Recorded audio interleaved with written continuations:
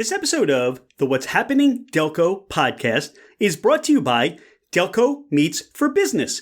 Check us out on Meetup, register, and attend one of our fantastic networking meetings, which we meet on the first and third Thursday at the Brick House in Ridley Park, and the second and fourth Thursday at the Upper Crust in Newtown Square. We look forward to seeing you there. What's happening, Delco? I'm Rich Shane, and welcome to the What's Happening Delco podcast. Today, I'm joined by Brad Hosbach of Primitive Shirts. Brad, welcome to the podcast. Thanks, Rich. Thanks for having me on. Tell me, what is Primitive Shirts, Brad? So Primitive Shirts is a t-shirt company that I started about 16 years ago that focuses on mainly Delco and Philly themed apparel. And I have shirts, stickers, hats, koozies, and keychains, and a few other things. Back in 2006, I think it was, I was sitting around my backyard with some friends, and we were saying that, like, Delaware County needs a shirt. I think one of my buddies was talking about, like Virginia's for Lovers shirt that they've seen on travels. And my one buddy was like, yeah, well, everybody from Delco thinks they're from Philly. And that actually became my first Delco shirt. It said Delaware County, claiming we're from Philly since 1789. And I thought at the time, maybe 10 of my friends would like this shirt. So I made a dozen of them or so. People started wearing them. Other people would see them and say, where can I get one of those? I think at the time I was promoting on MySpace. That's how long ago this was. And that's when I kind of knew that, hey, Delco, there's a lot of pride in Delco. And I could make this, a nice little side business. You had the idea, doing shirts, setting Delconians apart from everywhere else. Did you do anything with shirts prior? How did you go about getting all the equipment that you need and just doing all the design work? Okay, so I'm an art teacher by day. And in college, I learned screen printing, one of my classes, and I loved it. I have my dad to thank for kind of pushing me to buy all the equipment and do it myself. When I first started, I was just subbing out, do a few shirts here and there, let another company do it. My dad took the time to do the research and say, hey, you could do this on your own for a couple $100, and kind of went from there. In the inception, you used MySpace as a platform to bring awareness to the shirts. How did that progress, and where are you now that people can find your shirts for sale?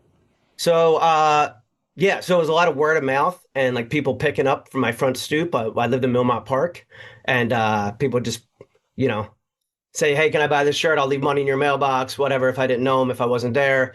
And it was kind of word of mouth. My neighbors probably thought I was doing something shady. And now I have an Etsy store. Instagram's kind of my biggest way that I show off a new design, because someone will share it in their story or whatever. Facebook works too.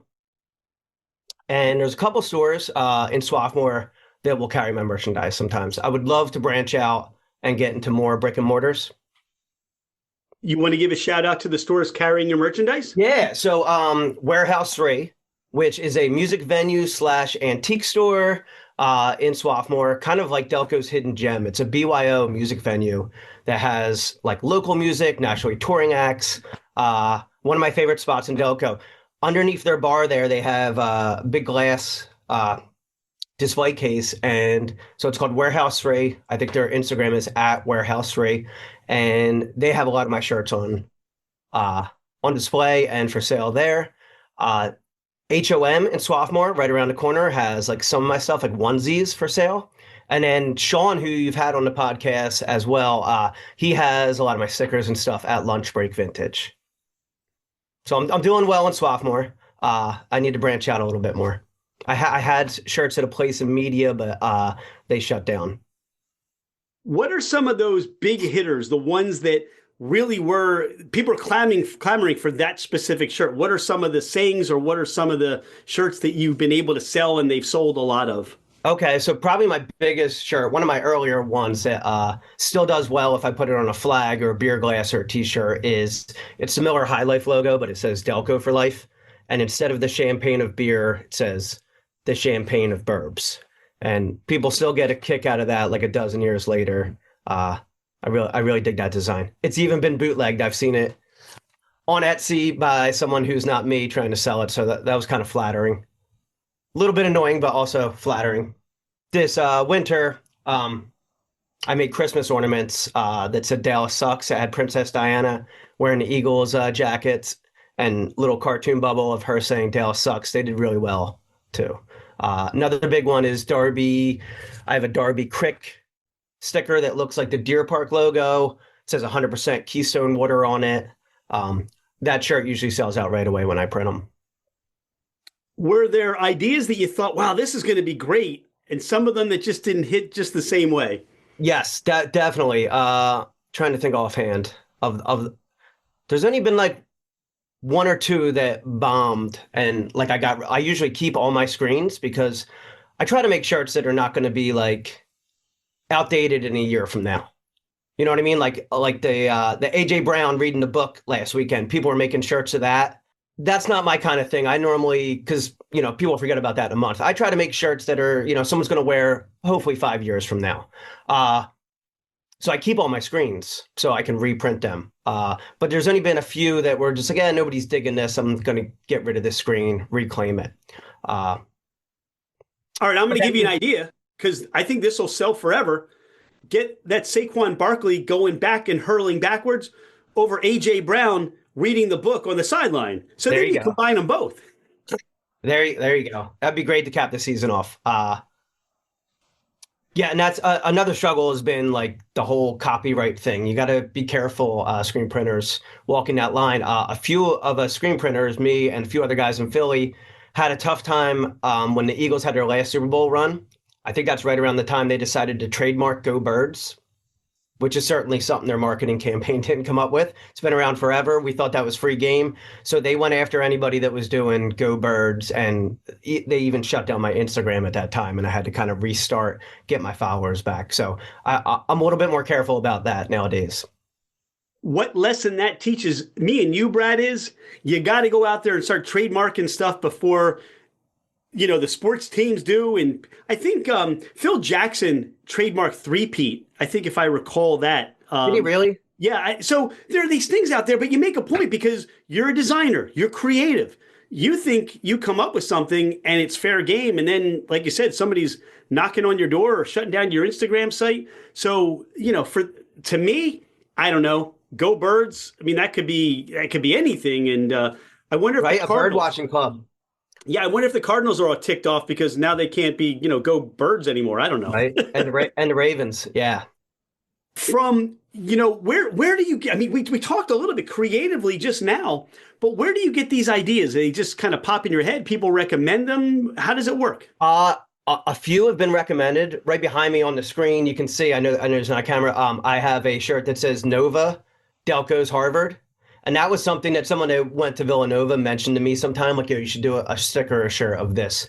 But most of the time it's me, and it's I went to a lot of concerts, or I still go to a lot of concerts, but going to concerts back in the day, seeing like the creative minds in the parking lot making like, especially like Grateful Dead type bands and stuff like that, making really clever T-shirts, that always inspired me. My cousin Derek has a T-shirt company called Little Devil, and they target towards like BMX bike riders and stuff like that. And he always had like clever spins on other ideas for his T-shirts.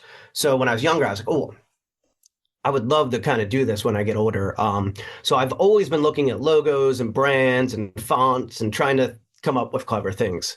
And then, like I said, I'm a teacher. So during COVID, I've been doing this for a while, but during COVID, I really had the free time to sit at my computer and come up with a lot of new designs. And that's when I got into making stickers. What I like about the stickers is low overhead, because I design and I print all the shirts myself.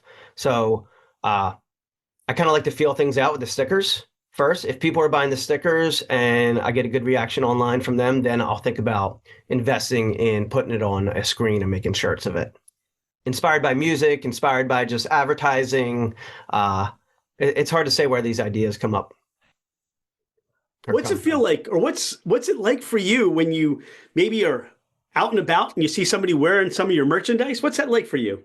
It's great. Or I get a text message like of a friend taking a random picture of some dude on the train wearing one of my shirts. Or the best was when Jason Kelsey put out that Amazon documentary a couple years ago. Uh, the very first scene of that movie is him reading to his daughter, and he's wearing my "Bad Things Happen in Philadelphia" shirt in it. And then later on in the movie, same deal. He's wearing the same shirt when he's giving a hype speech for the Super Bowl. So that it's the best feeling in the world, you know? It's I used to make paintings and stuff like that, and it's always cool to know like oh, my painting, not only did somebody give me a couple bucks for it, but it's hanging in someone's living room. They're looking at it every day, their guests are looking at it. It makes you feel good. I really appreciate your creativity and your excitement and your enthusiasm. It resonates. And, to come up with the idea to say, we need to put Delco on that shirt. And I talk to my guests all the time. Nobody runs around with a shirt that says Montco on it. Nobody runs around that says a shirt that says Burks on it. And they're not making silly little things. Yeah, maybe Lancaster and the Amish have their little thing going on. But it's that, hey, this is Delco, unique to Delco. And it's such a wonderful thing about our community. Do you get a sense for you of that place, and there's a sense of responsibility in Delco for what you're doing? Yes, yeah, and like you're saying, I don't think this could happen anywhere else. If I lived in Montco, there's just not enough heart or pride there. People have asked me, "Oh, can you make a shirt for that?" And I'm not from there, first of all, so I wouldn't feel comfortable. But I just don't think it would go there. There's something about this community, and that's one of my favorite things about doing the vending stuff on the weekends, which it can be a pain in the butt sometimes because you got to load up the car, away from the kids for 8 hours on a day. But when you get to like meet the people that are buying your shirts, as opposed to just shipping it from Etsy, and people say great things and talk about, the bazaar, because I have this bazaar shirt. Like people tell me memories from the bazaar. Do you have some of these vendor events coming up you want to highlight and let people know about? So the only one I have coming up, because the winter, most of those events are usually outdoors, for me anyway. Like the Ridley Park Fall Fest is always a big one. But we do have something called All Yous Need Is Love. And this will be the third time we've done it. It's going to be at that warehouse music venue in Swarthmore. It's going to be me, your buddy Leon from the Delco Effect selling candles, and then Sean from Lunch Break Vintage will be selling his stuff there. We do that. We do one right before Christmas, and it's always like a fun hang.